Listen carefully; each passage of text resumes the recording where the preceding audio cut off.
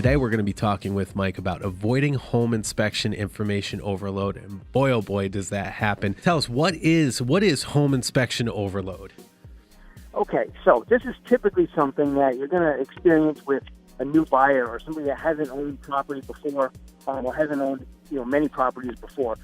They show up at the home inspection and we're going over everything. We're teaching them about the house, identifying defects, identifying other information that's not necessarily defects, but just kind of helping describe the property to them. And you get some of these people, they're just looking at you with like that 1,000-yard stare.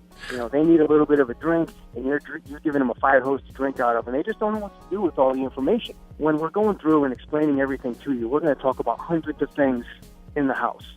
And people look at me and they just stare like they don't really know what's going on. So the first thing I would say to avoid information overload is ask questions when you're going through the home inspection. Most home inspectors will let you follow them around. We will. And you can ask questions to clarify what you're talking about so that you can break down that information in small, digestible chunks. So that's important. The second thing is, don't be afraid to ask the guy, frankly, if it's a big deal or not.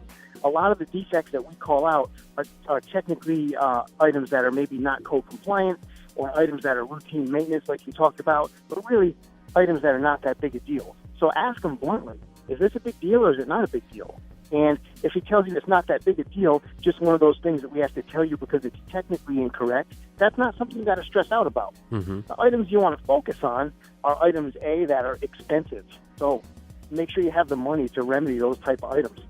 B, items that are going to make it so you can't occupy, insure, or finance the home. So items that might be appraisal items, or, for example, if the heat doesn't work, or if it's a one-bathroom house and the only toilet in the bathroom doesn't work, things like that where you can't live there, those are important.